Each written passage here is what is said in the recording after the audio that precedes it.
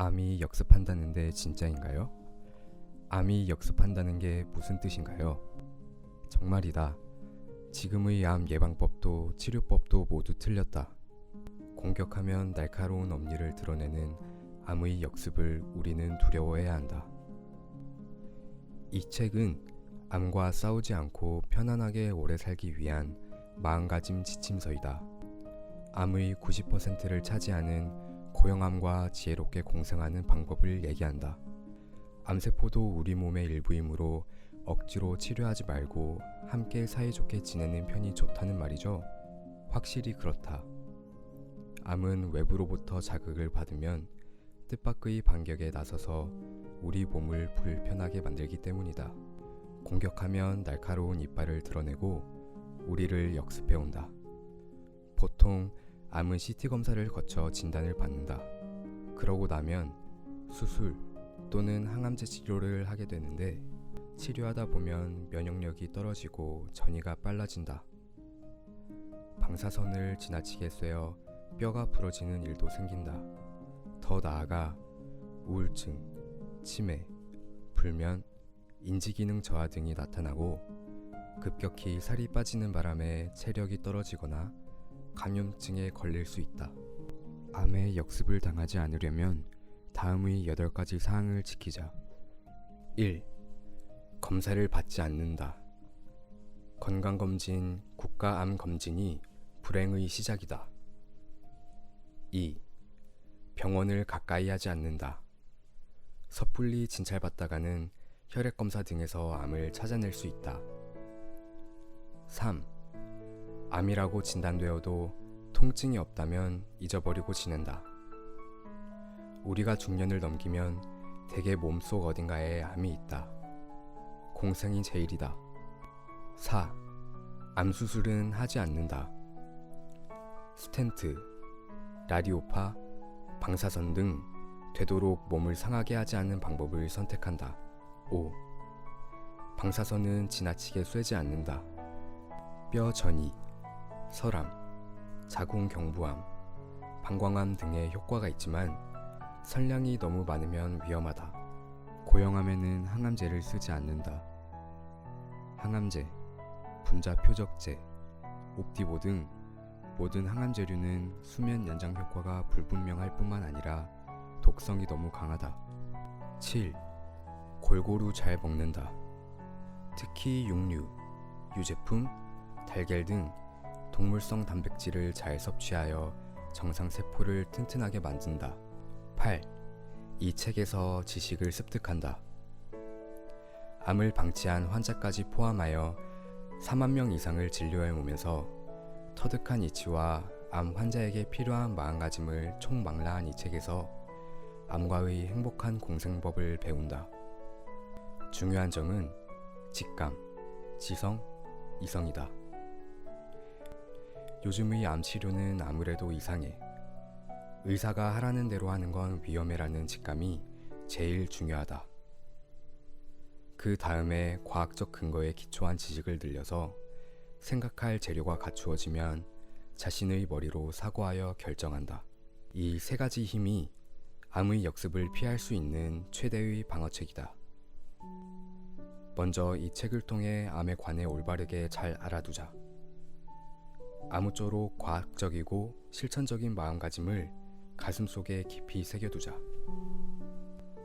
암 진단의 결정적인 근거는 현미경으로 본 세포의 모양입니다.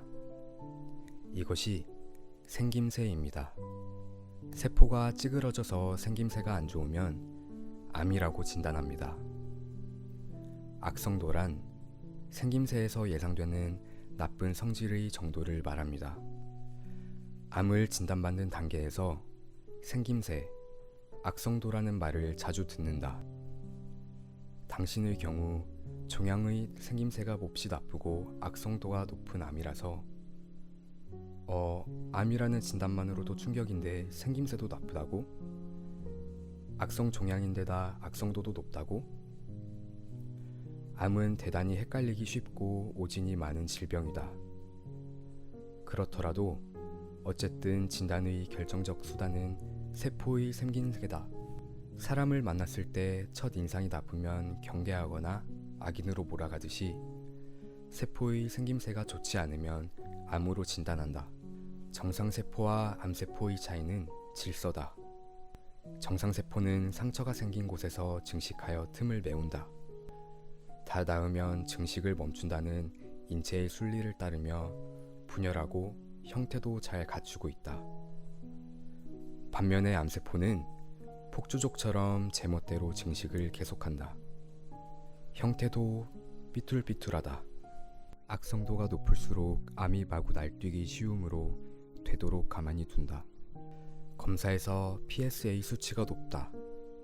폐에 그림자가 있다는 말을 들으면 낯빛이 노래진다. 하지만 이 단계는 어디까지나 암이 의심된다고 알려줄 뿐이다. 암이 확실하다는 판정은 병리과 전문의가 병리검사를 한 뒤에 내린다. 세포나 조직을 채취하는 방법은 여러 가지다. 흉막강이나 복강에 침을 넣어 흉수나 복수를 빨아들이는 방법, 전립샘이나 유방에 침을 꽂아서 떼어내는 방법, 기관지의 표면이나 자궁 경부의 점막을 브러쉬 등으로 문질러서 시료를 얻는 방법 등이 있다. 이렇게 채취된 세포나 조직을 염색하여 현미경으로 본 후에 진단을 확정한다. 정상세포는 외관이 공처럼 둥근 모양으로 정돈돼 있고 크기도 균일하다. 그러나 암세포는 크기가 고르지 못하고 모습이 찌그러져 있어 세포 사이의 경계선도 들쑥날쑥하다. 의사가 생김새가 좋지 않은 암이다. 악성도가 높다. 성질이 나쁘다라고 말하는 것은 세포의 형태가 심하게 일그러져서 진행이 빠르고 전이나 재발이 일어나기 쉽다는 뜻이다. 단 환자를 치료로 몰아붙이고자 거짓말을 하거나 악성도가 높아서 아무것도 하지 않으면 곧 죽는다와 같은 말로 협박하는 의사들도 많기 때문에 조심해야 한다. 나중에 자세히 설명하겠지만 악성도가 높다는 말은 치료를 하면 암이 날뛸 가능성이 높다는 의미도 된다. 그러니 되도록 그냥 두는 것이 정답이다. 암보험 약관에 상피내암종은 진단비 대상에서 제외한다는 조항이 있다. 이 말은 생김새로는 암이지만 진짜 암이 아니다라는 의미다. 첫인상은 나빠도 인성이 좋은 사람들이 많은 것처럼 암도 생김새는 나쁘지만 사람을 죽이지 않는 유형이 있다. 암의 절반 이상이 전이 능력이 없는 가짜암인데 나는 이것을 유사암이라고 부른다. 사실 일본과 서양은 소화관에서 생기는 암의 판정 기준이 상당히 다르다. 식도, 위, 대장에 발생한 생김새가 나쁘면서 점막 내와 상피 내에 머무르는 종양을 일본에서는 암이라고 판정하는데 서양에서는 암과 다르다고 취급한다. 예를 들어 서양에서는 일반적으로 대장암을 암세포가 점막 하층에 침윤한 것으로 간주한다.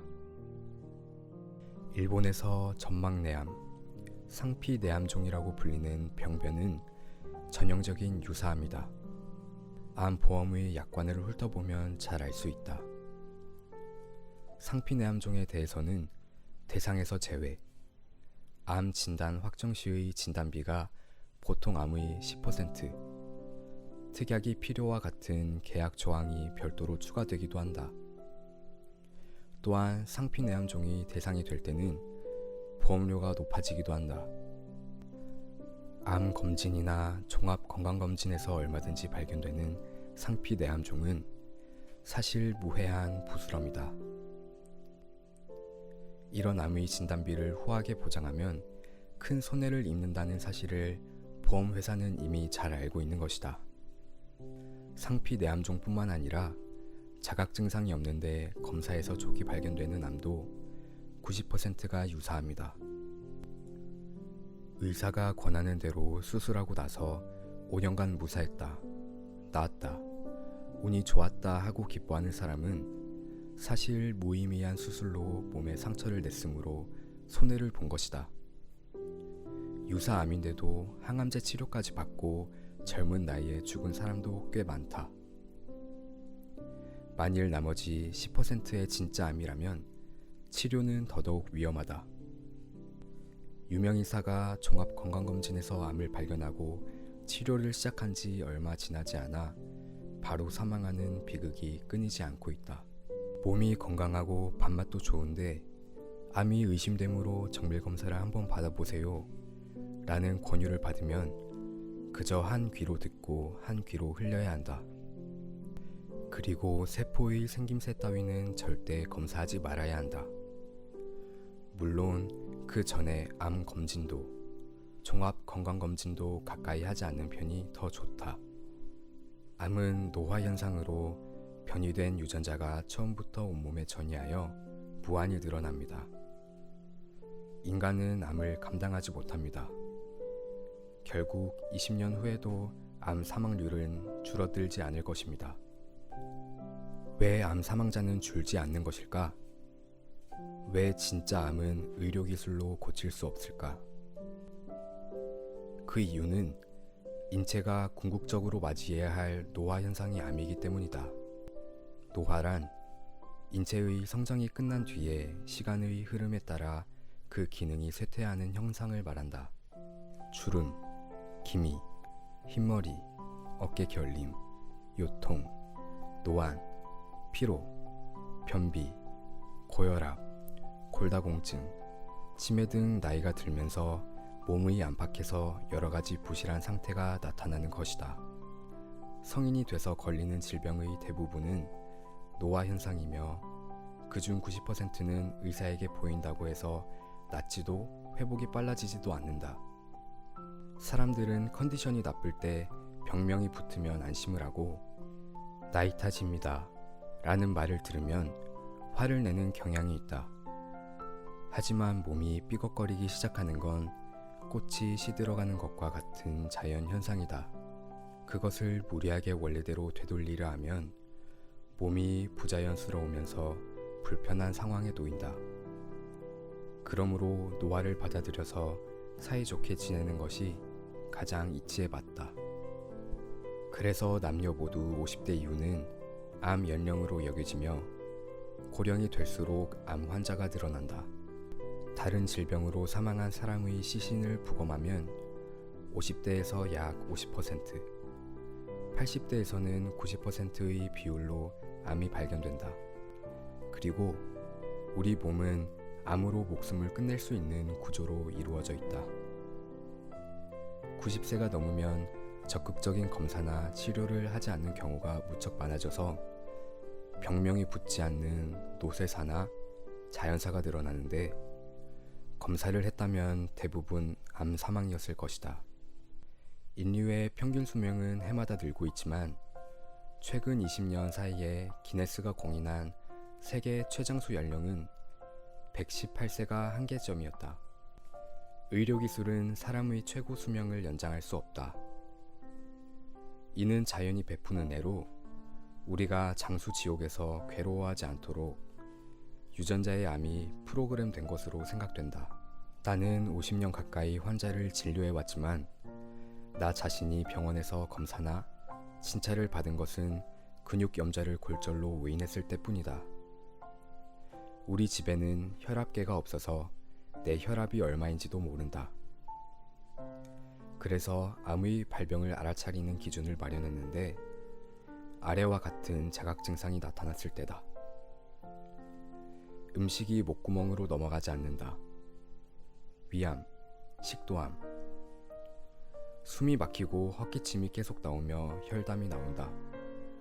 폐암, 손으로 간을 만졌을 때 딱딱하게 부어있음을 느낀다. 간암, 간전이, 혀에 응어리나 문드러진 부위가 있다. 설암, 대변이 잘 나오지 않으면서 혈변이 있다. 대장암, 혈뇨가 나온다.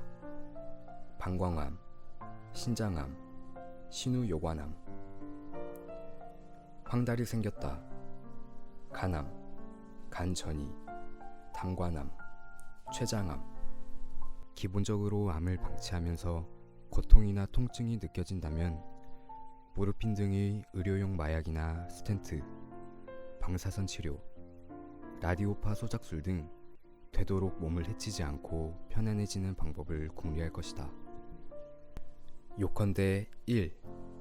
암을 억지로 찾아내지 않는다. 2. 암 치료를 하지 않는다. 3. 괴로운 증상은 완화 케어로 잘 달랜다라는 암 방치 요법으로 평온하게 천수를 다 누릴 수 있음을 내가 직접 증명하고 싶다. 암은 생의 마지막 순간까지 통증이 매우 심한가요? 그렇지 않습니다. 모르핀도 듣지 않을 정도로 견디기 힘든 통증은 암 치료로 인한 통증입니다. 암을 뿌리째 없애려고 할수록 고통이 커진다. 암에 걸리면 죽기 직전까지 통증에 시달릴 것이라고 생각하겠지만 그냥 내버려두면 통증이 없을 가능성이 크고 통증이 오더라도 모르핀이나 방사선 치료로 확실하게 억제할 수 있다. 견딜 수 없는 갖가지 고통, 심한 장폐색, 손상된 신경의 찌릿찌릿한 통증, 손발의 부종, 마비, 저림 등은 암이 아닌 암 치료 때문에 생긴다. 자기 몸속에 암이 있다는 것을 알면 누구나 되도록 빨리 암을 뿌리 뽑고 싶다고 바라지만 그 소원은 몸도 인생도 엉망으로 만들어 버린다. 예를 들어 식도에 생긴 암을 절제할 때는 장기를 통째로 잘라내는 전체 적출을 하기 쉽다. 그렇게 되면 위나 대장을 끌어올려 대용 식도를 만들어서 꿰매야 하므로 10시간 가까이 걸리는 큰 수술이 된다. 그 때문에 수술 직후에 사망하거나 봉합부전 등의 합병증이 생기거나 하는 위험성이 있다. 수술 후유증을 겪으며 환자들은 이럴 줄 몰랐다 하고 탄식한다. 일본의 록밴드 체커즈의 멤버였던 다카모쿠 요시히코는 위암의 전체 적출, 식도 절반 절제 수술을 받은 지 14년이 지난 후에 어느 강연에서 암 수술의 고충을 이렇게 말했다. 식도와 장이 결합되어 장의 일부가 위를 대신하고 있어서 음식물이 한꺼번에 소장으로 흘러들어가 고통스러워요. 저혈당도 생기기 쉬워요. 지금도 끼니는 하루에 5번으로 나누어서 조금씩 꼭꼭 씹어먹고 있습니다.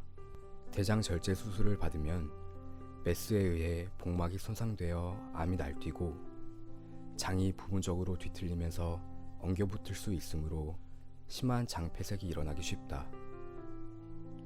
최악의 경우 코로 튜브를 삽입한 채 장의 내용물을 빨아내는 생활을 하게 된다. 식도암이나 폐암에 걸린 환자의 통증도 수술이 원인이다. 그 이유는 가슴을 절제하기 위해 늑골을 따라 뻗어있는 늑간 신경까지 손상시키거나 절단시키기 때문이다. 항암제 치료 체험은 참혹함 그 자체다. 항암제의 부작용은 비참하고 끔찍하다. 탤런트 다이타 히카루는 건강검진에서 유방암이 발견되어 유방 전체 적출과 림프샘 절제 수술을 받은 뒤에 항암제 치료를 시작했다. 다이타는 항암제 부작용에 대해 이렇게 고백했다. 숙취 같은 불편함, 식욕부진, 권태가 몰려왔으며 온몸의 관절에서 통증이 밀려들었습니다. 치료 후에 폐경이 될 수 있다는 말도 들었어요. 머리카락도 거의 다 빠졌는데 남은 머리카락은 남편이 면도기로 깎아줬습니다. 다이타는 결국 불임 치료를 위해 항암제 치료를 일시 중단했다. 내 생각에 다이타는 전체 적출도, 림프샘 절제도, 항암제 치료도 불필요했다. 건강검진을 해서 자신의 몸에 죄를 지은 것이다. 환자들 중에는 항암제 치료 뒤 7년이 지나도 양손이 저려서 물건을 못 쥡니다. 발가락에 감각이 없어서 자꾸 넘어져요. 식으로 말초신경의 이상이 오래가는 경우도 많았다. 이뿐이 아니다. 항암제의 영향으로 칼슘의 흡수력이 떨어져서 척추에 압박 골절이 생겼어요. 누워서도 일어나서도 기분이 영 안 좋아요. 이제 지쳤어요. 빨리 눈을 감고 싶어요 등 하소연을 듣다 보면 애처롭기가 그지없다.